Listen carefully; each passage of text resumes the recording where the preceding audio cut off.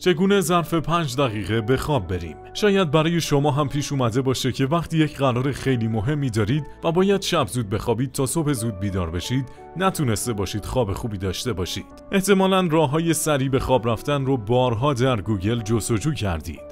حتما برای شما هم بارها اتفاق افتاده که بعد از دیدن کلی فیلم و مطلب تحت تأثیر قرار گرفته باشید و تصمیم گرفته باشید که به زندگیتون نظم بدید و شروع کرده باشید به برنامه‌ریزی و هدف گذاری. روی کاغذ یک لیست از کارهایی که روز بعد قرار انجام بدید و می‌نویسید. حتی دعوت دوستان برای بیرون رفتن رو رد می‌کنید و گوشیتون رو کنار می‌ذارید. شما می‌خواید که زود بخوابید تا بتونید صبح زود بیدار بشید. سر جاتون دراز می‌کشید و سعی می‌کنید که بخوابید. 5 دقیقه میگذره، 10 دقیقه میگذره و هی جابجا میشید و سعی میکنید که بخوابید، اما در نهایت خوابتون نمیبره. ذهنت شروع به یادآوری مسائل گذشته میکنه. چیزایی که فکر میکنی فراموش کردی، اما ذهنت هی میگرده و میگرده تا بدترین خاطرات رو به یاد بیاره و جوری درگیر خاطرات میشی که اصلاً فراموش میکنی قرار بوده بخوابی. وقتی به خودت میایی و ساعت گوشیتو چک میکنی، میبینی که 1 ساعت روی تخت دراز کشیدی و سعی میکنی که ذهنت رو آزاد کنی، ولی موفق نمیشی. ذهنت دوباره درگیر یه چیز دیگه میشه تا به همت بریزه. طبیعتاً روز بعد نمیتونی اونجوری که به خودت قول داده بودی صبح زود از خواب بیدار شی و لیستی که نوشته بودی رو انجام بدی. همه ی برنامه‌هات به هم میریزه چون شب قبلش نتونستی درست بخوابی.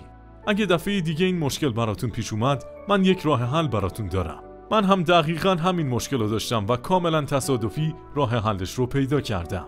یادم زمانی که دانشجو بودم، حدود نصف شب توی اتاقم توی خوابگاه داشتم توی اینترنت میچرخیدم که چشمم به کتاب‌های صوتی افتاد. من کتاب خوندن رو دوست داشتم، ولی هیچ وقت از کتاب‌های صوتی خوشم نیومده بود. به دلایل عجیب و غریبی نظرم در موردشون منفی بود. ولی اون شب فکر کردم بهتره که امتحانشون کنم. صادقانه بگم، گوش دادن به کتاب صوتی از نشستن یک گوشه و خوندن صفحه به صفحه یک کتاب خیلی جذاب‌تر بود. روی تختم دراز کشیدم و شروع کردم به گوش دادن. ظرف 5 یا 10 دقیقه خوابم برد. روز بعد من یک روز طولانی و پرمشغله داشتم، ولی شب که برگشتم خونه خوابم نمی برد. زمان زیادی بود که روی تختم دراز کشیده بودم، ولی هر کاری که می کردم خوابم نمی برد. با خودم فکر کردم چرا مثل دیشب کتاب صوتی گوش ندم؟ پس یک کتاب صوتی رو پلی کردم و هندزفریمو گذاشتم توی گوشم. شاید باورتون نشه، اما فوراً خوابم برد. مشکل اونجاست که مغز شما نمیتونه فکر کردن رو متوقف کنه. حتی وقتی که خوابید، مغزتون داره رویا بافی میکنه و با خاطراتتون بازی میکنه. پس وقتی که دراز میکشید و سعی میکنید که به چیزی فکر نکنید، مغز شما به هر چی سر راهش باشه فکر میکنه. چیزایی که نمیخواید بهشون فکر کنید، ولی در نهایت ذهنتون درگیرشون میشه. شما باید وقتی که میخواید بخوابید، به جای یادآوری خاطرات بدتون، یه چیزی به مغزتون بدید که روش تمرکز کنه.